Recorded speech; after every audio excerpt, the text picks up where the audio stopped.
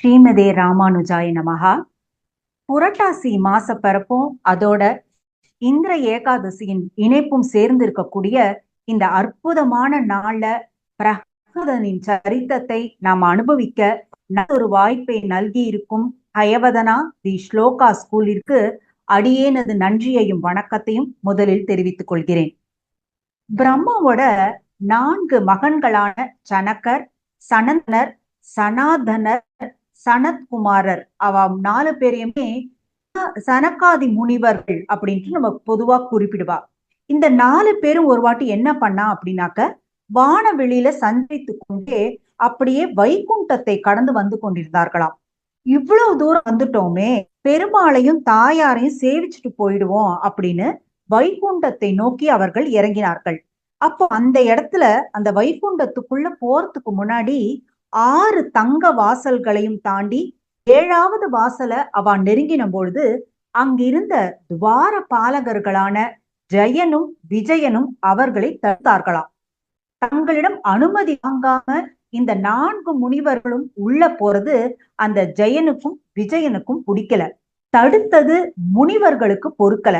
அதனால முனிவர்கள் என்ன பண்ணினா அப்படின்னா, பெருமாள் மீது பக்தி கொண்டு பெருமாளை பார்க்கணும்னு போற அடியவர்களான எங்களை தடுத்த நீங்கள் பூமியில் போய் பிறப்பு எடுங்கள் அப்படின்னு 4 முனிவர்களும் சேர்ந்து சாபமிட, துவார பாலகர்கள் உடனே முனிவர்களோட பாதங்கள்ல விழுந்து, தெரியாம பண்ணிட்டோம், மன்னிச்சிடுங்கோ, பூமியில நாங்க எத்தனை பிறவி எடுத்தாலும் பகவான மறக்காமல் இருக்க அருள் புரியுங்கோ அப்படின்னு கேட்டுக்கொள்ள, அந்த 4 முனிவர்களும் பெருமாள் கிட்ட போய் சொல்ல, இனி வரும் பிறவியில் என்னை நிந்திப்பவர்களாக, அதனாலேயே என்னை நினைப்பவர்களாக இருந்து 3 பிறவிகளுக்கு பின் என்னை சேருவீர்கள் அப்படின்னு அந்த துவார பாலகர்களா இருந்த எனக்கும் விஜயனுக்கும் பெருமாள் சொல்லி அமிச்சாராம்.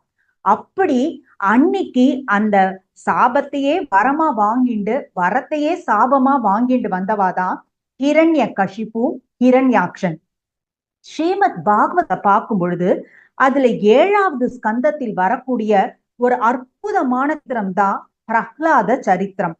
சுகபிரம்மம் இந்த 7வது ஸ்கந்தத்தை ஆரம்பிக்கும் பொழுதே எப்படி ஆரம்பிக்கிறார் அப்படின்னா, ஹிரண்ய கசிப்பு என்ற ஒரு அசுரன் இருந்தான். நாராயணன் மீது கடும் கோபம் கொண்டவனாக அவன் இருந்தான். அவனது தம்பியான ஹிரண்யாக்ஷனை நாராயணன் அழித்து விட்டான் என்பதே அவனது கோபத்திற்கு காரணமாக இருந்தது என்றே அந்த பிரகலாத சரித்திரத்தையே தொடங்குறார் சுகபிரம்மம்.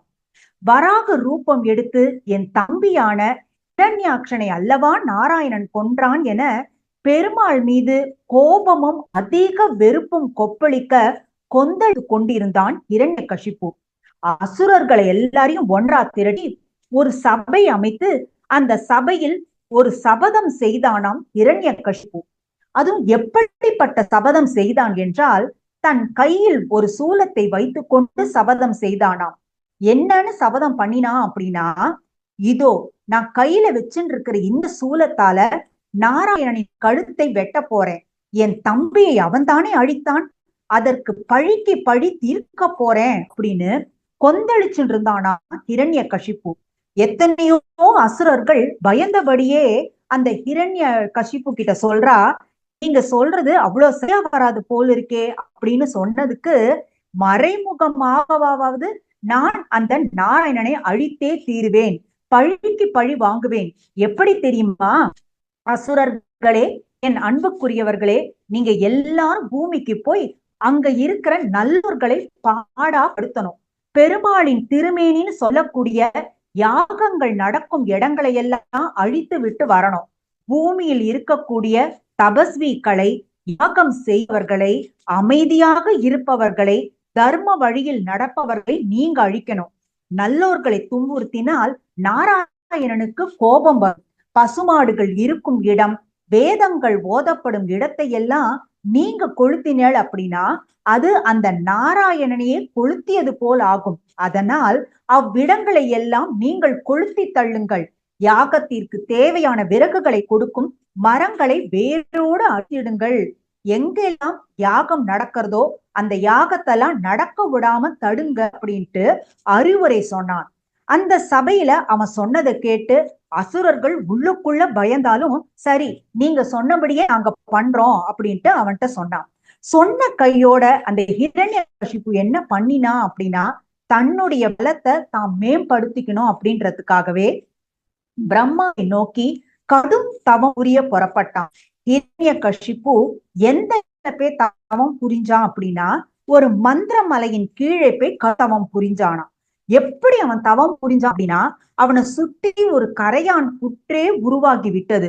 அந்த கரையான் புற்று உருவாக கூட தெரியாமல் கடும் தவம் புரிஞ்சான். அவனுடைய தவத்தோட வெப்பம் அப்படின்றது தேவர்களையே சுட்டு தள்ளித்து.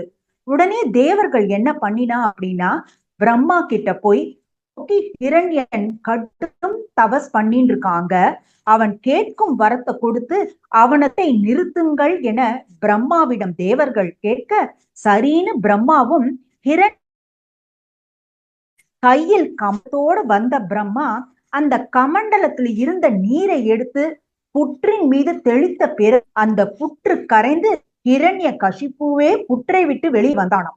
சரி அப்படின்ட்டு வெளியில வந்த அந்த ஹிரண்யகசிபுவை பார்த்து பிரம்மா என்ன வரம் வேண்டும் என கேட்க, அப்ப ஹிரண்யகசிபு அப்படியே அந்த வரங்களை அடுக்கடுக்கா அடுக்கின்றே போறான்.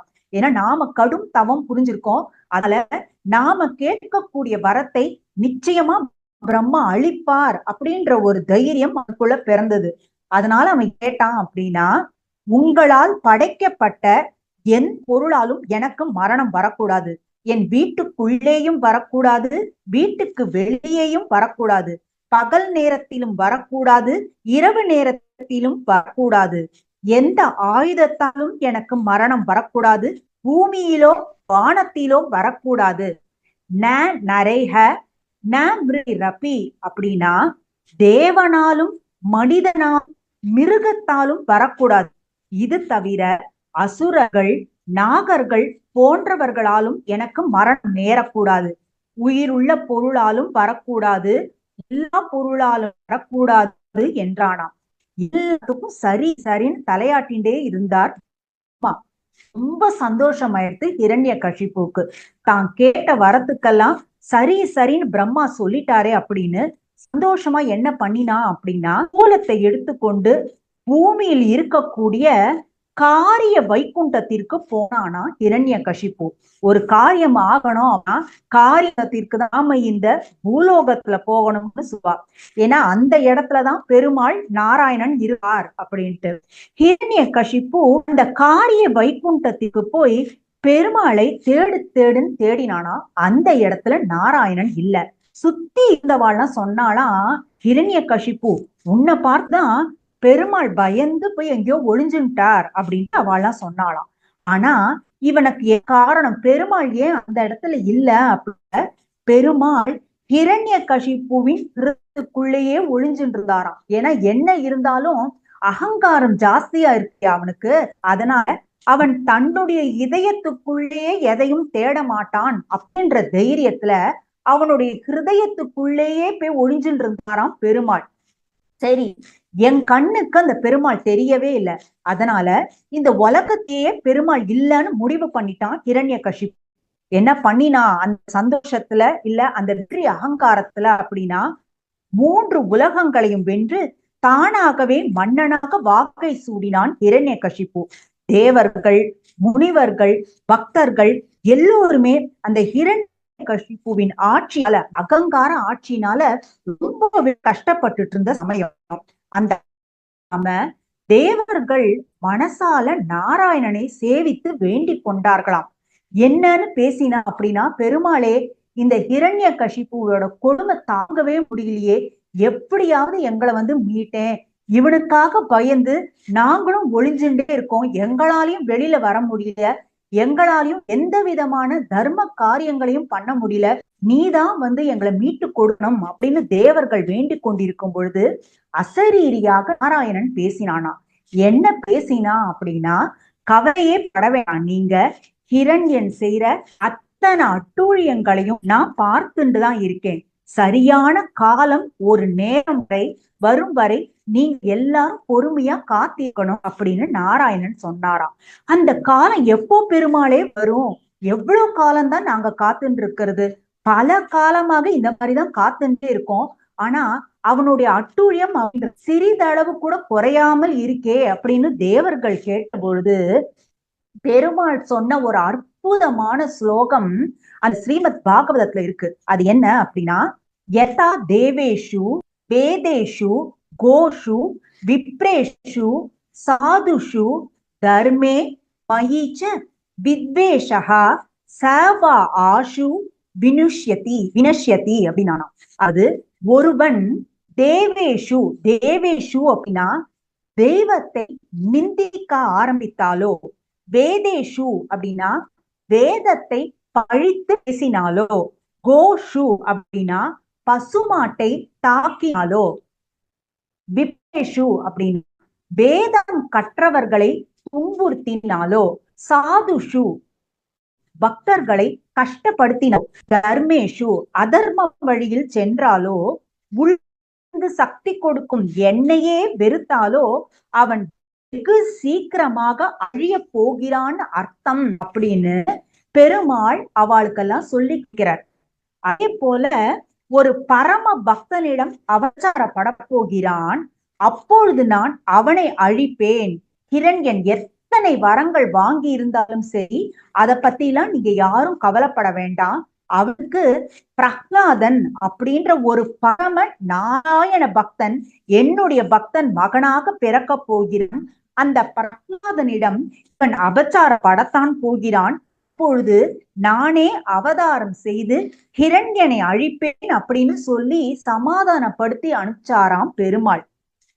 ஹிரண்யகசிபுவிற்கு 4 மகன்கள் பிறந்தார்கள்.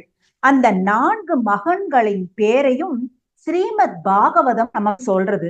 அந்த மகன்களின் பெயர்கள் என்ன அப்படின்னா, சாதன், அனுப்லாதன், பிரஹ்லாதன், சம்ஹாதன் அப்படின்னு 4 மகன்கள் பிறந்தார்கள். அந்த எல்லா பசங்களோட பேரையுமே ஹ்லாத ஹ்லாத அப்படின்ற மாதிரி அமைச்சிருக்கான் ஹிரண்யகசிபு. ஹ்லாதன் அப்படின்னாலே ஆனந்த் சந்தோஷம் அப்படின்னு பொருள். அதிலும் முக்கியமா பார்த்தோம் அப்படின்னா பிரஹ்லாதன் அப்படின்னா மிகுந்த ஆனந்தம், மிகப்பெரிய ஆனந்தம், நல்ல ஆனந்தம் தரக்கூடிய மகன், நல்ல ஆனந்தத்தையும் சந்தோஷத்தையும் கூடியவன் அப்படின்னு அர்த்தம் அந்த பிரஹ்லாதன் அப்படிங்கிற அந்த பெயருக்கு.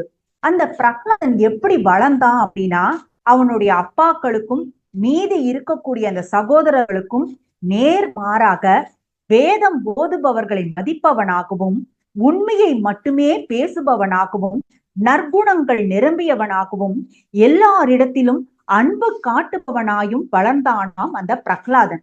எப்பொழுதுமே மற்ற குழந்தைகள்லாம் ஏதேதோ விளையாடிட்டு இருக்கும் பொழுது இந்த பிரஹ்லாதன் மட்டும் என்ன பண்ணுவான் அப்படின்னா, அவளோடலாம் போய் விளையாடாம பகவானை மட்டுமே தியானித்து கொண்டிருப்பானாம்.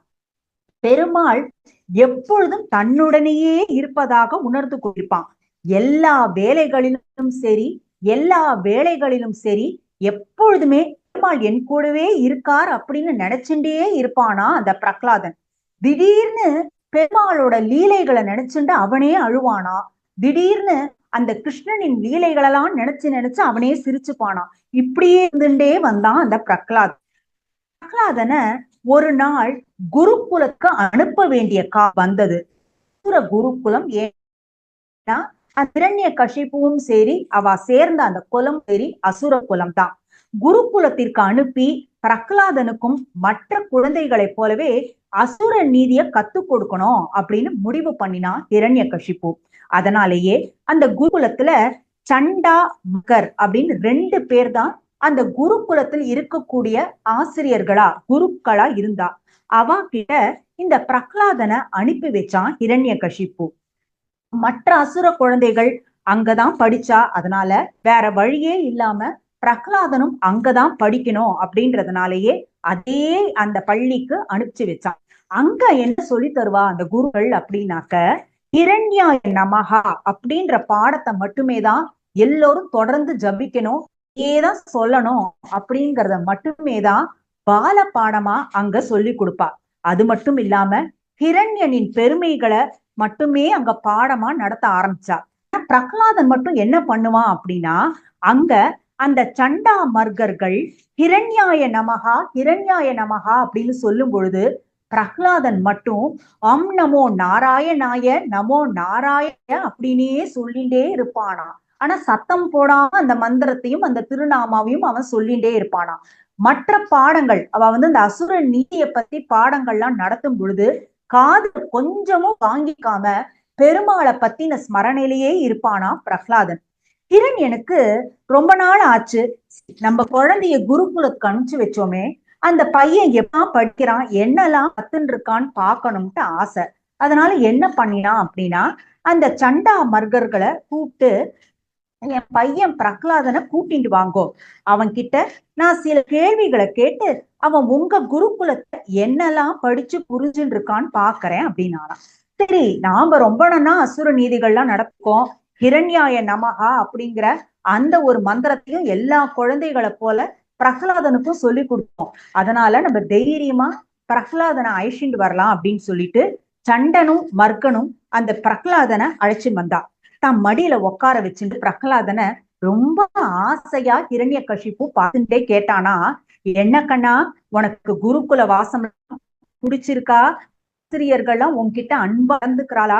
நிறைய கத்து கொடுப்பாளே, நீ எப்படியெல்லாம் இருக்கணும், என்னென்னலாம் சொல்லணும், என்னெல்லாம் செய்யணும் அப்படின்னு எல்லாம் உன்னுடைய அந்த 2 குருக்களும் சொல்லி கொடுத்திருப்பாளே.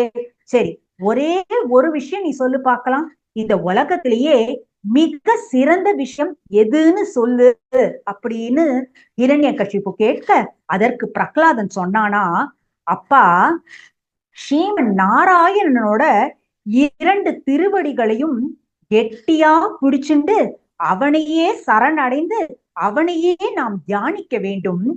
இந்த உலக வாழ்க்கை என்பது அந்த கூபம், கூபம் அப்படின்னா நரகம் அர்த்தம். இந்த உலக வாழ்க்கை என்பது கூபம், அந்த வார்த்தையே ஸ்ரீமத் பாகவதத்துல பார்க்கலாம். கூபம் அப்படின்னு தான் அங்க இடத்த சீர்ப்பா, நரகம் மாதிரி. அதனால இதுல இருந்து தப்பிச்சு நாராயணனை அடைவதுதான் உலகத்திலேயே மிக சிறந்த விஷயம் அப்படின்னு பிரகலாதன் சொல்ல சொல்ல அந்த பதில கேட்டதும் பதறி போயிட்டானா ஹிரண்யன். உடனே அந்த குருவை கூப்பிட்டு திட்டி தீர்த்தான் ஹிரண்யகசிப்பு. இதெல்லாம் நாங்க சொல்லியே தரல, அவன் எங்கே கத்துண்டானும் தெரியல, நீங்க வேணா மத்த குழந்தைங்களை கேட்டுக்கோங்க, அந்த குழந்தைகள் கிட்ட எது சிறந்த விஷயம் அப்படின்னு கேட்டா அவ என்ன சொல்லுவா, ஹிரண்யகசிப்புவின் அரச ஒரு தலைமையில இருக்கிறது தான் மிக சிறந்த விஷயம்னு அவ அத்தனை பேருமே சொல்லுவா. ஆனா உங்க பையன் மட்டும் நாங்க சொல்லி தந்ததுக்கு நேர்மாறா விடையெல்லாம் சொல்றான் அப்படின்னு அந்த குருக்கள் சொல்ல, உடனேயே ஹிரண்யாக்ஷகன் சொன்னானா, இல்ல இல்ல, எனக்கு ரொம்ப சந்தேகமா இருக்கு, எனக்கு யாரோ இவனுக்கு தப்பு தப்பா சொல்லி கொடுத்திருக்கா, என் ஜென்ம விரோதியான நாராயணனை நான் நாராயணனை தான் ஜென்ம விரோதியா நினைச்சுட்டு இருக்கேன், அவனை போய் போற்றி போற்றின்னு இவன் சொல்றானே, அதை கண்டா எனக்கு கொஞ்சம் கூட பிடிக்கல அப்படின்னு கர்ஜித்தான் ஹிரண்யகசிப்பு. பிரகலாதனை தனியா உட்கார வச்சு இனிமே நீங்க பாடம் நடத்துங்க, ஏன்னா எல்லா மாணவர்கள் கூடவும் இவனை ஒன்னா உட்கார வச்சா அவள்கிட்டயும் இவன் என்ன சொல்லுவான், நாராயணனே சிறந்த பெருமாள், அதனால நாராயணன் புகழை பாடுவோம் அப்படின்னு மத்த குழந்தைங்க கிட்டையும் சொல்லி அவ மனசலாமும் இந்த பிரகலாதன் எடுத்துடுவானோ என்னவோ.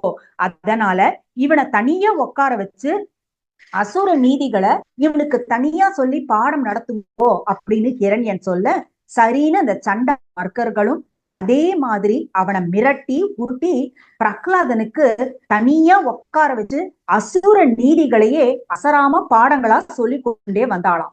ஹிரண்யாய நமகன்னு சொல்லு, ஹிரண்யாய நமகன்னு சொல்லுன்னு திருப்பி திருப்பி குருமார்கள் சொல்ல சொல்ல இந்த குழந்தையோ திருப்பி திருப்பி நாராயணாய் நமகா நாராயணாய் நமகா இப்படின்னே சொன்னானாம். ஆனா அந்த குருமார்களுக்கு என்ன பண்றதுன்னே தெரியல, எவ்வளவு சொல்லியும் அந்த குழந்தை திருந்த மாட்டேங்கிறான். அவனுடைய நாவல நாராயண நாமம் தான் வருதே தவிர ஹிரண்யன் நாமமே வரமாட்டேங்கிறதே அப்படின்னு ரொம்ப மனசு கலங்கினான். இதே மாதிரி போயிட்டு இருக்கும் பொழுது ஹிரண்யன் திருப்பி பிரகலாதனை அழைத்தான். வந்த பிரகலாதன் நேரா என்ன பண்ணினா அப்படின்னா, ஹிரண்யகசிப்புவின் காலில் விழுந்து வணங்கினான். ஏன்னா அப்பாவுக்கு கட்டாயம் மரியாதை தரணும் அப்படின்றத ரொம்ப தெரிஞ்ச குழந்தையா அவன் இருக்கிறத பார்த்து ஹிரண்யகசிப்புவுக்கு ஒரே சந்தோஷம். ஆஹா, நம்மளுடைய பெருமை பராக்கிரமத்தெல்லாம் அவன் நன்னா புரிஞ்சுட்டான் போல இருக்கு, நல்லபடியா அசுர நீதிகளை போதனை பண்ணிருக்காப்புல இருக்கு குருகுலத்துல. அதனாலதான் வந்ததுமே என்னுடைய ஆசீர்வாதத்தை வாங்கிக்கணும் அப்படின்னு நம்முடைய குழந்தை நம்ம காலையே வந்து விழறான் அப்படின்னு சந்தோஷப்பட்டு இரண்யகசிப்பு என்ன பண்ணினா அப்படின்னா பிரகலாதன் ஆசீர்வாதம் பண்ணி, சரிப்பா நீ அன்னைக்குதான் நீ சரியா சொல்லல, உலகத்திலேயே சிறந்த விஷயம் இதுன்னு கேட்ட பொழுது ஏதோ தாறுமாறா உளறின, அதெல்லாம் இருக்கட்டும். இப்ப திருப்பி இத்தனை மாசங்கள் நீ குருகுலத்துல இன்னும் நிறைய விஷயங்கள் புதுசு புதுசா கத்துன்னு இருப்ப இல்லையா, இப்ப நீ சொல்லு, நீ படிச்சதிலேயே பிடிச்ச விஷயம் எது அப்படின்னு பிரகலாதனை கேட்ட பொழுது அற்புதமான ஒரு ஸ்லோகத்தை சொன்னான் பிரகலாதன். அது என்ன அப்படின்னா, ஸ்ரவணம் கீர்த்தனம் விஷ்ணோகோ ஸ்மரணம் பாத சேவனம் அர்ச்சனம் வந்தனம் தாஸ்யம் சக்கியமாத்ம நிவேதனம் என்று 9 விதமான பக்தி. அந்த நவவிதா பக்தி பத்தி சொல்லக்கூடிய அந்த ஸ்லோகத்தை சொல்லி, இதுதான் நான் படிச்சதிலேயே பிடிச்சது அப்படிங்கிறான். உடனேயே இவனுக்கு அது புரிஞ்ச மாதிரியும் இருக்கு, புரியாத மாதிரியும் இருக்கு.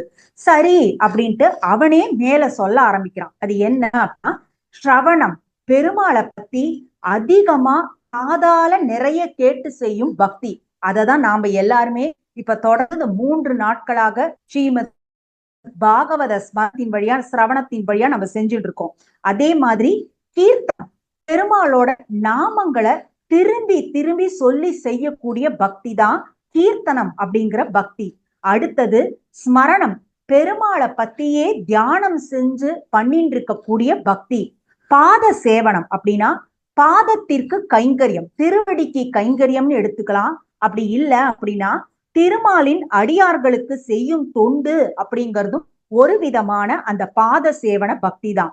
அர்ச்சனம் பூக்களால பெருமாளுடைய அந்த விக்கிரகங்களுக்கு திருமேனிக்கு நாம அர்ச்சனை செய்யறது ஒரு வித பக்தி.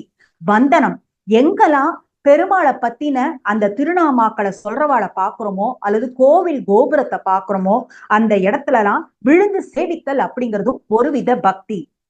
தாசியம் அது என்ன அப்படின்னா ஹனுமான் போல பெருமாளுக்கு தாசனாக இருந்து செய்யக்கூடிய பக்தி. சக்கியம் பெருமாளை நம்மளுடைய நண்பனா நினைச்சு செய்யக்கூடிய பக்தி.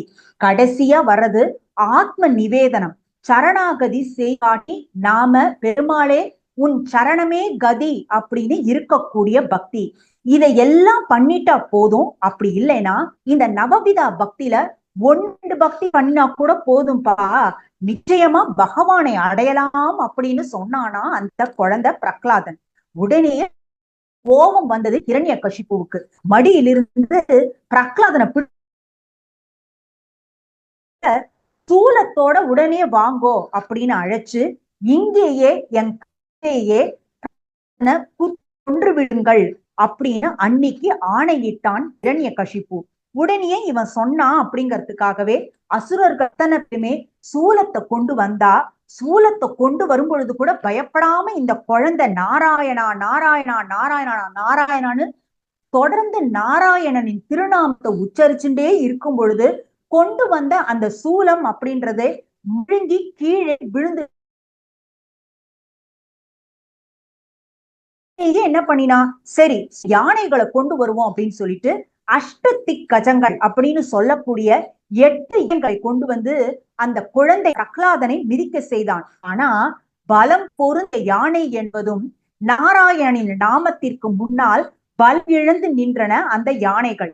அடுத்தது பாம்புகளை விட்டு கடிக்க செய்தான். அந்த பாம்புகள் கடிச்சும் பிரகலாதனுக்கு விஷமே ஏறல. ஏன்னா அவனுக்குள்ளதான் அந்த விஷ்ணு நாமம் ஒலிச்சுன்னு இருக்கே, அவனுக்குள்ளதான் அந்தரியாமியாக விஷ்ணு இருக்கிறாரே.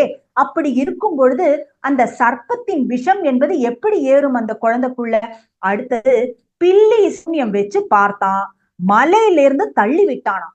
மலையிலிருந்து தள்ளி விடும் பொழுது இந்த பிரகலாதன் என்ன பண்ணினான் அப்படின்னா தன்னுடைய கிருதயத்தை பிடிச்சுண்டே விழுந்தான் பிரகலாதன். என்ன காரணம் அப்படின்னா அந்த குழந்தை நன்னா உணர்ந்திருக்கு, தன்னுடைய இதயத்துக்குள் ஹிருதயத்துக்குள் அந்த இதய தாமரைக்குள் அந்த பெருமாள் வீற்றிருக்கிறான். நாம மலையிலிருந்து கீழே நம்ம அப்பா அசுரர்கள்லாம் சேர்ந்து உருட்டும் பொழுது நாம் விழுந்து எனக்கு கை கால் உடைஞ்சு என் உயிர் போனாலும் பரவாயில்ல, ஆனா அந்த இதயத்திற்குள் சிம்மாசனம் இட்டபடி உட்கார்ந்து இருக்கும் அந்த பெருமாளுக்கு எதுவும் ஆகக்கூடாதேன்னு நினைச்சுட்டே நாராயணா நாராயணா நீ பத்திரமாயிரு நீ பத்திரமாயிரு, உனக்கு ஒண்ணும் ஆக்கூடாதே உனக்கு ஒண்ணும் ஆக்கூடாதேன்னு சொல்லிண்டே விழுந்துதான் அந்த குழந்தை. கீழே பூமாதேவி பார்த்துட்டே இருக்கா. உடனே அந்த குழந்தைய ஒரு காயமும் ஏற்படாதபடி ரொம்ப அற்புதமா தாங்கி பிடிக்கொண்டாளாம் பூமாதேவி. அடுத்தது மாய காட்சிகளா கொண்டு வந்து அந்த குழந்தை முன்னாடி காமிச்சு பயமுறுத்தி பாக்குறான் இரண்யன். எந்த மாய காட்சிக்கும் அந்த குழந்தை பயப்படுறதாவே இல்லை. சரி, மண்ணுக்குள்ள புதைச்சு வச்சு பாக்குறான், ஒண்ணுமே ஆல. விஷத்தை திருப்பி திருப்பி புகட்டி பாக்குறான், அப்படியும் ஒண்ணும் நடக்கல. பட்டினி போட்டான், அணிமலையில போய் உருட்டி விட்டான், புயல் காத்து வீசுற இடத்துலலாம் அந்த குழந்தைய போய் நிக்க வச்சான், ஒண்ணுமே ஆகல பிரகலாதனுக்கு. அக்னியில போட்டான், கடல்ல வீசினா, என்ன பண்ணினாலும் பிரகலாதனை மட்டும் அவனால் அழிக்கவே முடியல. 3 உலகங்களையே ஜெயித்தவன் அப்படின்னு நினைச்சுட்டு இருந்த ஏனாலையும் சரி, பலம் பொருந்திய அந்த அசுர கூட்டத்தாலையும் சரி, அந்த குழந்தை பிரகலாதனை ஒண்ணுமே பண்ண முடியல. என்ன பண்ணலாம், இவனை அழிக்கவே முடியும் அப்படின்னு அவன் அந்த குருகுல வாசத்துக்கு அனுப்பிச்சு வச்சான் இல்லையா அந்த அசுரர்கள். அவா கிட்ட கேட்ட பொழுது அவளாம் சொன்னாலாம், எங்களாலையும் ஒண்ணுமே பண்ண முடியல, எவ்வளவோ போதனை பண்ணி பார்த்தோம், என்ன சொன்னாலும் உங்க பையன் ஏத்துக்கிறதா இல்ல.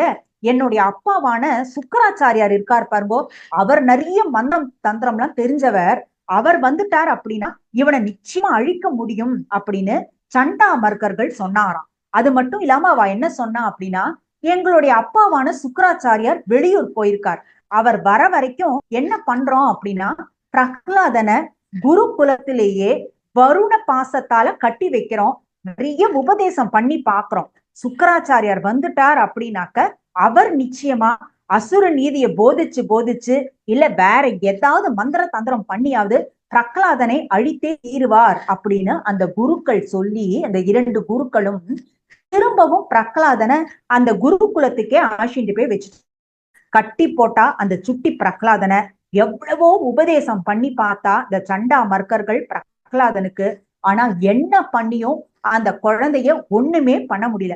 இந்த குழந்தை என்ன பண்ணும், இந்த பிரகலாதன் என்ன பண்ணுவான் அப்படின்னாக்க, அந்த குருகுலத்துல இந்த 2 குருக்களும் எப்போ வெளியில போறான்னு பார்த்துட்டே இருப்பாளாம். பார்த்துட்டே இருந்துட்டு அந்த குருக்கள் 2 பேருமே வெளியில போனதுமே இந்த மத்த குழந்தைகள் இருக்கா இல்லையா அந்த குருகுலத்துல, அந்த குழந்தைகள் அனைவரையுமே ஒரு குழுக்களா கூப்பிட்டு இணைச்சு வச்சு அவன் என்ன சொல்லுவான், என்ன உபதேசம் பண்ணுவான் அந்த குழந்தைகளுக்கு அப்படின்னா, இங்க பாருங்கோ என்னோட கூட படிக்கக்கூடிய என்னுடைய தோழர்களே, இந்த மனித ஜென்மத்துல நாம சிறுல இருந்தே பக்தி செலுத்த வேண்டும்.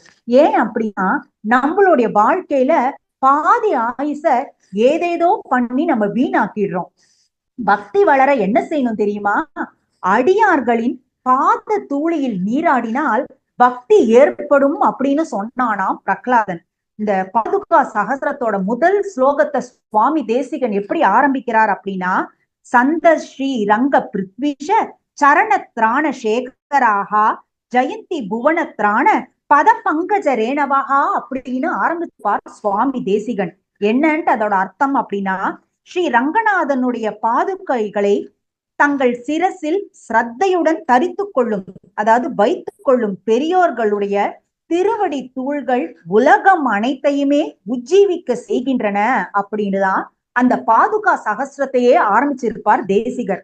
கிட்டத்தட்ட அதே மாதிரியான அர்த்தம் பொங்கும்படி இந்த பிரகலாதன் என்ன சொல்றான், அடியார்களின் பாத தூளியில் நீராடினால் போதும் நமக்கு பக்தி ஏற்படும் அப்படின்னு அந்த குழந்தை சொன்னதை கேட்டதுமே நம்மள போலவேதான் அங்க இருந்தவா எல்லாருமே அன்னைக்கு சிலிர்த்து போயிட்டாளாம். உடனே அந்த குழந்தைங்களுக்கு எல்லாம் ஒரு மிகப்பெரிய சந்தேகம் வந்தது. என்ன அப்படின்னா, நீ இவ்வளவு நல்ல விஷயத்த சொல்றியே, நம்மளுடைய குருமார்கள் இந்த மாதிரி எந்த விதமான பாடமுமே இது வரைக்கும் நம்ம நடக்கவே இல்லையே, இத மாத்திரம் நீ தனியா எங்க போய் படிச்சுன்னு வந்த, இந்த ஒரு நல்ல அறிவுரைய நல்ல விஷயத்த உனக்கு யார் சொல்லி கொடுத்தா, உன்னுடைய குரு யார் அப்படின்னு அந்த அசுர குழந்தைகள் கேட்கவே பிரகலாதன் சொல்ல ஆரம்பிச்சான். அது என்ன அப்படின்னா, எங்க அம்மா எனக்கான ஒரு கர்ப்பத்தை சுமந்துண்டு நான் அவருடைய கர்ப்பத்துல இருக்கும் பொழுது கர்ப்பிணியா இருந்தாலியா, அப்போ தவம் பண்றதுக்காக எங்க அப்பா கிளம்பி போயிட்டார். அந்த சமயம் பார்த்து எங்க அம்மா தனி இருந்த பொழுது தேவேந்திரன் எங்க அம்மாவை கொல்லணும்னு நினைச்சான். எதற்காக கொல்லணும்னு நினைச்சான் தெரியுமா? ஏன்னா எங்க அப்பாவை போலவே நானும் கொடும் பாவியா இருப்பேன்னு நினைச்சு கொல்ல பார்த்தான். அந்த சமயம் நாரத மகரிஷி வந்து இந்திரனை தடுத்தார். தடுத்துட்டு அவன் இந்திரனரை பார்த்து கேட்டார், ரொம்ப பெரிய பாவத்தை பாக்குறியே தேவேந்திரா, இது நியாயமான? நாரதர் கேட்ட பொழுது தேவேந்திரன் சொன்னா, ஹிரண்ய கஷிப்புவே தேவர்களை இந்த பாடுபடுத்துறானே, அவன் மகன் வந்து இன்னும் எங்களை என்னெல்லாம் பண்ணுவானோ, அதனால பயந்து கருவுல இருக்கும் பொழுதே அந்த குழந்தைய அழிக்கணும்னு தான் நான் முற்பட்டு இருக்கேன். கருவில் இருக்கக்கூடிய அந்த ஹிரண்யனின் மகனை அழிக்க வேண்டும்னு ரொம்ப ஆவேசமா தேவேந்திரன் சொன்ன பொழுது நாரத மகரிஷி என்ன சொன்னார் தெரியுமா? பரம பாகவதன் பக்தன் பிறக்க போறான், நீ தைரியமா போன்னு சொல்லி வச்சதான என் காதால கேட்டுட்டே இருந்தேன். அது மட்டும் இல்லாம என் அம்மா என்ன பண்ணினா அப்படின்னாக்க, நாரதருடைய ஆசிரமத்துக்கே போயிட்டு நாரதர் கிட்ட என்னுடைய கணவர் தவம் முடிஞ்சு வரும் வரைக்கும் இந்த குழந்தை என் கர்ப்பத்திலேயே இருக்க வேண்டும்னு வரம் கேட்டா எங்க அம்மா. அதன்படியே எங்க அம்மாவான கயாத்துவிற்கு அனுகிரகம் செஞ்சுட்டு நாரத மகரிஷி தன்னோட ஆசிரமத்திலேயே இடம் கொடுத்தார் எங்க அம்மாவுக்கு. நாரதர் சதா சர்வ காலமும் வீணைய மீட்டிண்டு அந்த நாராயணனின் திருநாமத்தையே சொல்லிண்டே இருப்பார். அது மட்டும் இல்லாம பெருமாளுடைய கல்யாண குணங்களையும் நாராயணனை பற்றிய உயர்வான விஷயங்களையும் சொல்லிண்டே இருப்பார். இது எல்லாத்தையும் நான் உள்ளுக்குள்ளே இருந்து கேட்டுட்டே இருந்தேன். இதுதான் காரணம். என்னுடைய குருவாக இருந்தவர் நாரதர் தான். என் குருவான நாரதரின் அனுகிரகம் தான் இப்போ இந்த பாடத்தை நான் உங்ககிட்ட எல்லாம் பகிர்ந்துட்டேன் அப்படின்னு சொன்னானா பிரகலாதன். சொன்ன கையோட என்ன பண்ணினா அப்படின்னா, வாங்கோ நாம எல்லாரும் இப்போ நாராயண நாமத்தையே ஜபிப்போம் அப்படின்னு சொல்ல, இந்த குழந்தைங்கள்லாம் சேர்ந்து நாராயண நாராயண நாராயண நாராயணன்னு தொடர்ந்து குழுவினரா ரொம்ப இனிமையா நாராயணனின் திருநாமத்தை பாடிண்டே இருக்கறச்ச அந்த இடத்துல அந்த சண்டை மறுக்கணும் வந்து பார்த்தாலாம். இந்த குழந்தைகள்லாம் பாடுறத கேட்டதுமே கோவமா வந்தது. ஆனா தங்களால ஒண்ணுமே செய்ய முடியாது அப்படின்றதுனால ஹிரண்ய கஷிப்பு கிட்ட போய் நடந்ததை எல்லாம் சொல்லிட்டா. உடனே பிரகலாதனை இப்போ உடனடியாக அழைத்து கொண்டு வாருங்கள் என ஹிரண்யன் கத்த, உடனே பிரகலாதனை அழைத்து வந்தனர்கள் அவர்கள். சரி பிரகலாதா, நீயே சொல்லு, உன்னை கொல்லணும்னு எத்தனையோ முயற்சிகள் எடுத்தேன், ஆனா அத்தனை முயற்சிகளையும் நான் தோத்து போயிட்டேன். நீ திருந்தணும் அப்படிங்கிறதுக்காகவே அசுர நீதிய தொடர்ந்து உபதேசம் செய்ய வச்சேன். ஆனா அந்த அசுர நீதிய எதையும் நீ கேட்டுக்கிறதாவே இல்ல, எதுக்கும் நீ பயப்படுறதாவும் இல்ல, கலங்கறதாவும் இல்ல. இந்த மாதிரி உனக்குள்ள ஒரு மன தைரியம் வரத்துக்கு யார் காரணம்? இந்த தைரியத்தை உனக்கு யார் கொடுத்தா அப்படின்னு ஹிரண்யன் கேட்க, அப்ப பிரகலாதன் சொன்னானா, அப்பா எனக்கு மட்டும் இல்ல, உலகத்துல இருக்கிறவா அத்தனை பேருக்குமே தைரியத்தையும் மனோபலத்தையும் கொடுப்பவன். பிரம்மா முதல் ஈ புல் பூண்டு வரை, ஏன் பகவானை வெறுக்கும் உங்களுக்கே பலம் கொடுப்பவன் அந்த பகவான் நாராயணன் மட்டுமே தான் தைரியமா சொன்னானா பிரகலாதன். இந்த உலகத்துக்கே நான் தான் ஈஸ்வரன் அப்படின்றேன், என்னுடைய பலம் தெரியாம நீ என்ன அப்படின்னாக்க எல்லாருக்குமே பலம் கொடுக்க கூடியவன் அந்த நாராயணன் நாராயணன் நாராயணன் புகழையே பாடின்னு இருக்க. அவன் எப்படிப்பட்ட ஜென்ம விரோதி தெரியுமா நமக்கு? உன்னுடைய சித்தப்பாவையே அழிச்சவன் அவன்தான். அதனாலேயும் அவன் மேல நான் தீரா பகை கொண்டவனா இருக்கேன். இப்படி எல்லாம் இருக்கும் பொழுது நீ எப்பப்பாரு நாராயணன் புகழையே பாடின்னு இருக்க, என்னை மிஞ்சி ஈஸ்வரனாக இருக்கக்கூடிய அந்த நாராயணன் எங்க இருக்கான் அப்படின்னு ஹிரண்யன் கேட்ட பொழுது, அப்பா கேள்வியை தப்புன்னு கேட்கிறேடே, அவன் எங்க இல்லன்னு கேளுங்கோ அப்படின்னானா பிரகலாதன். ஹிரண்யனுக்கு ஒண்ணுமே புரியல. எங்க இல்லன்னு எப்படி நம்ம சொல்றது? எல்லா இடத்துலயுமே அவன் இல்லன்னு நான் சொல்லிட்டு இருக்கும் பொழுது இந்த குழந்தை என்ன எங்க கேளுங்கோ அப்படின்னு சொல்றது? எனக்காக பயந்து, எனக்காக நான் ஏதாவது அவனை பண்ணிட போறேன்னு பயந்துட்டு தானே பல காலமாக நாராயணன் என் கண்ணாடியே தோணாமல் ஒளிஞ்சுட்டு இருக்கான்.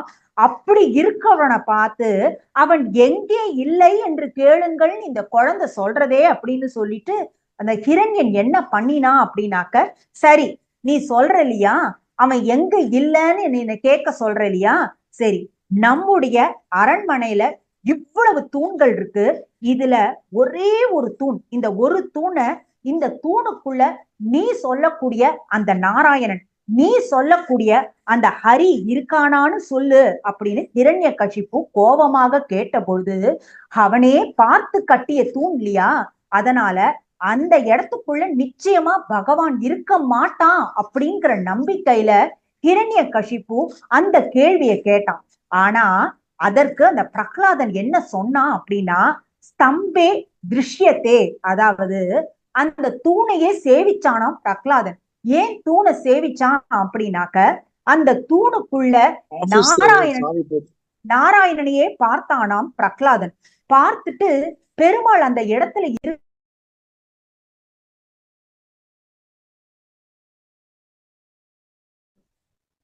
மேம் நளினி மேம் மியூட் ஆயிருக்கு.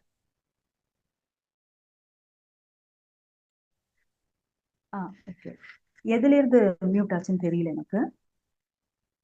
சரி நான் அப்படியே கண்டினியூ பண்ணுங்க, ஜஸ்ட் 2 செகண்ட்ஸ் தான் ஆச்சு.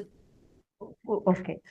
தானே பார்த்து கட்டிய தூண் இல்லையா, அதனால அந்த தூணுக்குள்ள பகவான் நிச்சயமா இருக்க மாட்டான், தனக்கு தெரியாமல் தன்னுடைய வீட்டுக்குள்ளேயே பெருமாள் ஒளிஞ்சுண்டு இருக்க மாட்டான் அப்படின்னு நினைச்சானா ஹிரண்யகசிப்பு.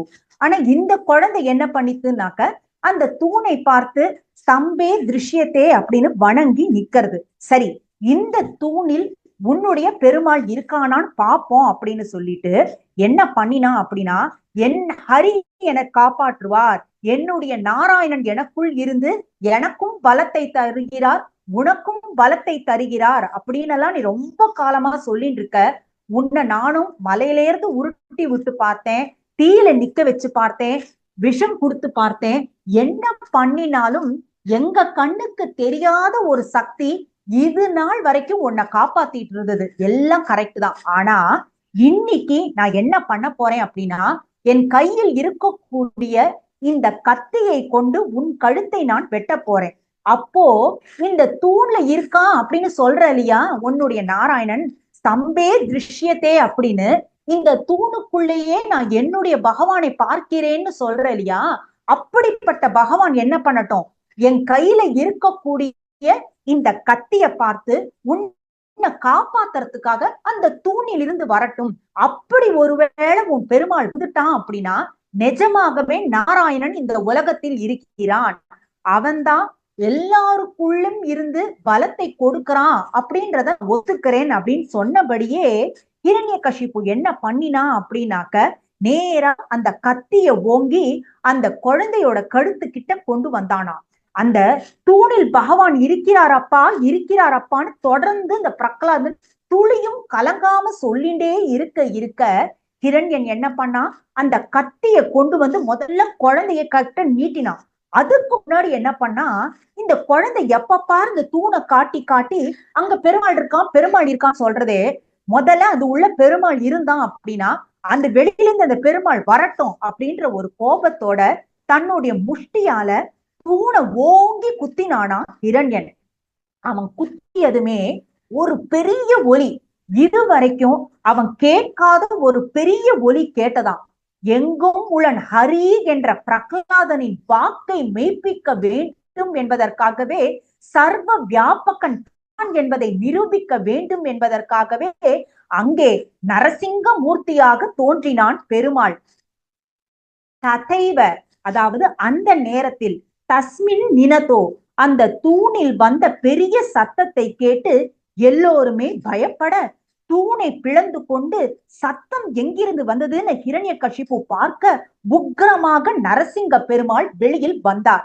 ரிசிம்ம ரூபகா ததலம் பயானகம் அப்படின்னு சொல்லக்கூடிய வகையில சிம்ம முகம், கழுத்துக்கு கீழே மனித உருவம், பழுத்து காய்ச்சிய தங்கம் போன்ற சிவந்த கண்கள், பிடரி முடிகள் முகத்தை சூழ்ந்திருக்க, பெரிய பற்களோடும் கத்தி போன்ற கூர்மையான நாக்கை வெளியில் தொங்க விட்டபடி வளைந்த புருவங்களோடும் மேல் நோக்கிய காதுகளோடும் அவரது மூக்கும் வாயும் மலையில் உள்ள குகைகள் போலவும் இருக்க, வானத்தை எட்டும் உயர்ந்த திருமேனியோடு உக்ர நரசிம்மனாக கழுத்து பருத்தும் உயரம் குறைவானதாகவும் இருந்து கொண்டு தன்னுடைய அகன்ற திருமார்போடு சிறுத்த இடை, திருமேனியில் சந்திரன் போன்ற வெளுப்பான ரோமங்கள் கொண்டு நூற்றுக்கணக்கான திருக்கரங்களையும் ஏந்தி கொண்டு எல்லா கைகளிலும் நகங்கள் என்னும் ஆயுதத்தை கொண்டு வந்து தோன்றினானாம் அந்த சிங்க பெருமாள்.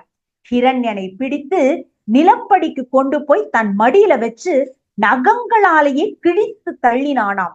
ஏன்னா ஹிரண்யன் கேட்டா, காத்தாலையும் இருக்கக்கூடாது, ராத்திரியிலும் இருக்கக்கூடாது, வீட்டுக்கு உள்ளேயும் இருக்கக்கூடாது, வெளியேயும் இருக்கக்கூடாது, எந்த ஆயுதத்தாலையும் தனக்கு மரணம் நேர்ந்து விடக் கூடாதுன்னு கேட்டான் இல்லையா. அதனால அந்த நரசிங்க பெருமாள் என்ன பண்ணினார் அப்படின்னா, தன்னுடைய நகங்களையே ஆயுதங்களாக கொண்டு அந்த ஹிரண்யனை அழித்தாராம். பிரகலாதன் கிட்ட அபச்சாரப்பட்ட அத்தனை அசுரர்களையும் சேர்த்தே அழித்தானாம். எப்பொழுதுமே பெருமாள் என்ன பண்ணுவார் அப்படின்னா, தன்னுடைய அடியவர்கள் மீது யாராவது அபச்சாரப்பட்டுட்டா, தன்னுடைய அடியவர்களை யாராவது அவமானப்படுத்திட்டானா, நமக்கு பொறுக்க முடியறதோ இல்லையோ, பெருமாளால பொறுத்து கொள்ளவே முடியாதாம். என்னுடைய அடியவரையா நீ அவமானப்படுத்தின, என்னுடைய பக்தனையா நீ அவமானப்படுத்தினன்னு நமக்காக பரிந்து கொண்டு எழுந்து வருவாராம் பெருமாள். அதனாலதான் பொதுவா சொல்லுவா, நம்மள யாராவது ஏதாவது கிண்டல் கேலி பேசினா கூட நாம திருப்பி அவளை பார்த்து பேசணும்னு அவசியமே இல்லை. சர்வம் கிருஷ்ணார்ப்பணம், கிருஷ்ணா நீயே பார்த்துப்போன்னு விட்டுட்டோம் அப்படின்னா பெருமாளே தக்க நேரத்துல தக்க ஒரு சூழல்ல அவளுக்கு தகுந்த பதிலடியை கொடுத்தே தீருவார். அப்படிங்கிறதுக்கு இந்த பிரகலாத சரித்திரம் ஒரு அற்புதமான உதாரணம்னு சொல்லலாம். அப்படி அத்தனை அசுரர்களையும் அழிச்சு விட்டு சிம்மாசனத்துல போய் ஏறி உக்காந்துட்டானாம் பெருமாள். ஏன் சிம்மாசனத்துல உக்காந்துட்டான் அப்படின்னு ஸ்ரீமத் பாகவதம் ரொம்ப அழகா நமக்கு சொல்லி கொடுக்கிறது. ஏன்னா அத்தனை நாளா ஒரு நாராயண துவேஷியாக ஹிரண்யன் அந்த இடத்துல அமர்ந்தான் இல்லையா. அந்த இடத்துல பிரகலாதனுக்கு பட்டம் சூட்டி அதே சிம்மாசனத்துல இந்த குழந்தைய ஏத்தி உட்கார வச்சா அதுல இருந்த தோஷங்கள் எல்லாம் இந்த குழந்தை மேல ஏறிட போறதேன்னு கவலைப்பட்டானாம் பகவான்.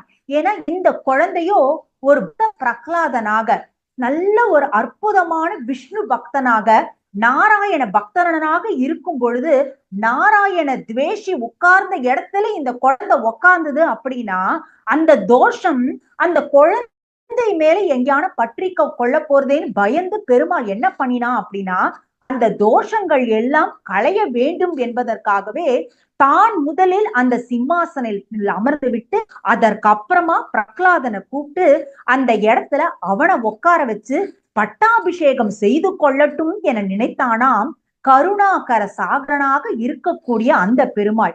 அப்படி அந்த உக்ரம்ன்றது அந்த பெருமாள் கிட்ட தனியவே இல்லையா. என்னுடைய பக்தன் அந்த குழந்தை எப்படி என் மேல பக்தி பாவமா இருக்கு, எப்படி பெருமாள் நம்மளை யாரு என்ன பண்ணினாலும் காப்பாத்துவா அப்படின்னு நினைச்சுட்டு இருக்கு. அப்படி தன்மே அவ்வளவு மகா விசுவாசம் கொள்ளக்கூடிய அந்த குழந்தைய எப்படியெல்லாம் இந்த ஹிரண்யன் சித்திரம் பண்ணினா அப்படின்னு நினைச்சு நினைச்சு நினைச்சு பெருமாளுக்குள்ள அந்த உக்ரம், அந்த கோபம்ன்றது தொடர்ந்து பொங்கிட்டே இருந்துதான். அந்த பெருமாளுக்குள்ள இருக்கக்கூடிய அந்த கோபத்தை பார்த்ததுமே தேவர்கள்லாம் கிட்ட போய் ஸ்தோத்திரம் பண்ணவோ இல்ல பெருமாள் கிட்ட போய் பேசவோ பயந்தாளாம். மகாலட்சுமியே பயந்தபடி கொஞ்சம் தூரத்துல நின்று பார்த்துட்டே இருந்தாளாம். பெருமாளோட கோபத்தை எப்படி தணிக்கிறதுன்னு தெரியலையே, மிக சிறந்த பக்தனால் மட்டுமே பெருமாளின் கோபத்தை தணிக்க முடியும் அப்படிங்கிறது எல்லாருக்குமே நன்னா தெரிஞ்சுது. அதனால என்ன பண்ணினார் பிரம்மா அப்படின்னா, பிரகலாதனை கூப்பிட்டு நீயே போய் பெருமாள் கிட்ட போய் ஸ்தோத்திரம் பண்ணிட்டு நில்லு அப்படின்னு சொன்னதுமே அந்த சிங்கப்பிரான் என்ன பண்ணினார் அப்படின்னா, ஒரு கண்ணால் அந்த கோப கனலை வீசிக்கொண்டே மறு கண்ணால் அந்த குழந்தைய குளிர கடாட்சிச்சு பிரகலாதனுடைய தலைய தன்னுடைய கரங்களால் அப்படியே வருடி கொடுத்தாராம். பகவானே, உன் அடியார்களோடு எப்பொழுதும் அடியேன் சத்சங்கத்தில் கூடி இருக்க வேண்டும் அப்படிங்கிறது தான் பிரகலாதன் பெருமாளின் திருவடியில் சமர்ப்பித்த முதல் பிரார்த்தனை.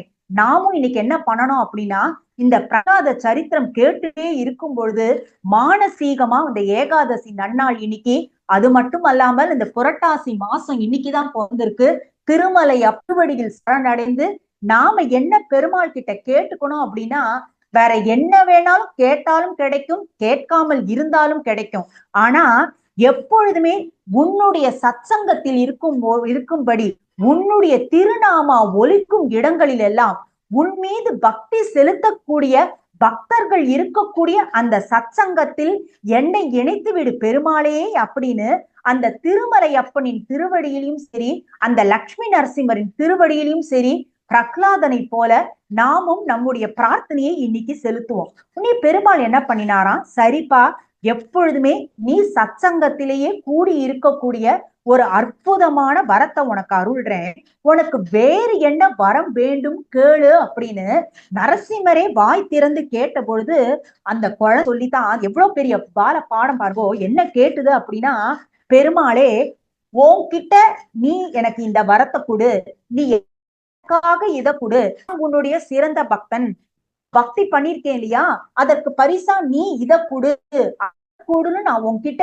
கேட்டேன் அப்படின்னா நான் காட்டுறது பக்தியா இருக்காது, அது வியாபாரம் ஆகிவிடும். ஏன்னா ஒரு கடைக்கு போனாதான் 10 ரூபாய் கொடுக்குறேன், 10 ரூபாய்க்கு இந்த பழத்தை கொடுங்கோ, 30 ரூபாய் கொடுக்குறேன், 30 ரூபாய்க்கு ஒரு முழம் பூ கொடுங்கோ அப்படின்னு நாம யார்கிட்ட போய் பேசுவோம், கடைக்காரர்கிட்ட தான் நம்ம வியாபாரம் பேசுவோம். நம்மளுடைய பக்திய அப்படி வியாபாரம் ஆக்கிட கூடாதுன்னு பிரகலாதன் நமக்கு சொல்லித்தரான். அத பெருமாள் கிட்டயே சொல்றான்.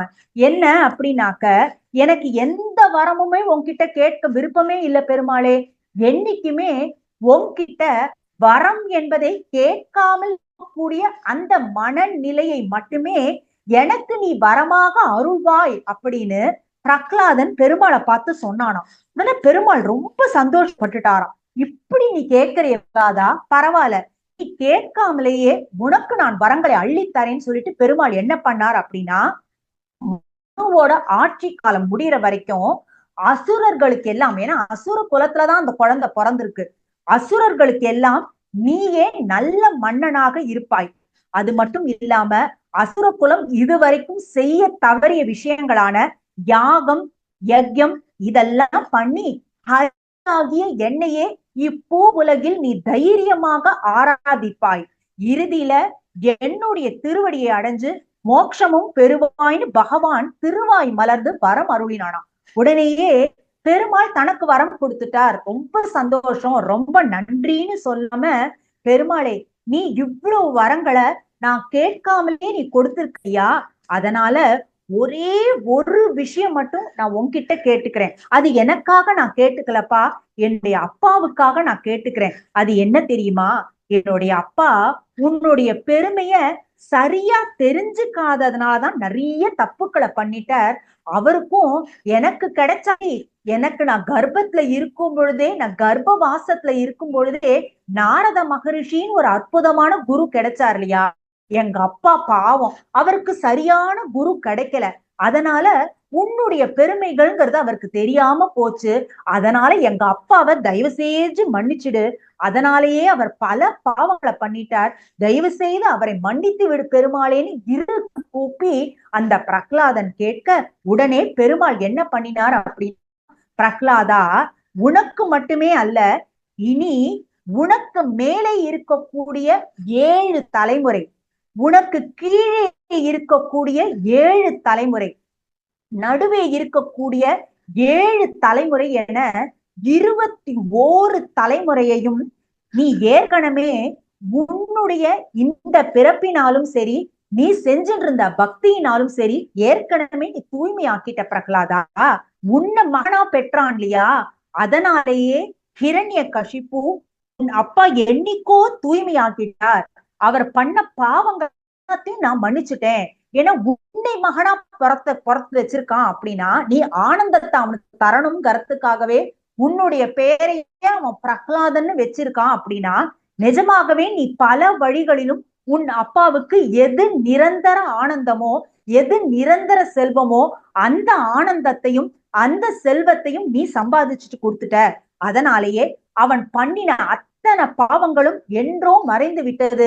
அவன் என்னை நிந்தித்தாலும் என்ன பண்ணினா, நாராயணன் எங்கே நாராயணன் எங்கேன்னு என்ன நினைச்சுட்டேதான் இருந்தான். ஆனா அவனுடைய மனசுக்குள்ள அந்த நிந்தனை என்பது இருந்ததே தவிர ஹரியை நாம் எப்பொழுது பார்ப்போம், நாராயணனை நாம் எப்பொழுது பார்ப்போம்னு அவன் எனக்காக காத்துட்டேதான் இருந்தான்.